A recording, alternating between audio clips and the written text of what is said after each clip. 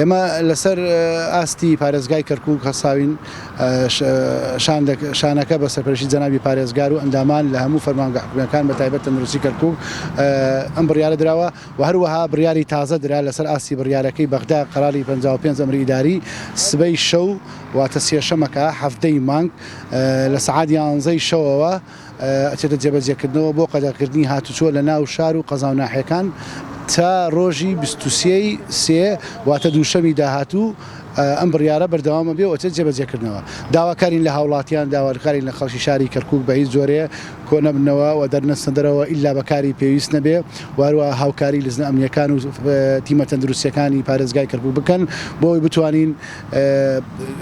کادرەکانی تەندروستی ئیشکاری خۆیان بکەن و فحوساتی خۆیان بکەن و ئیشەکان بکرێ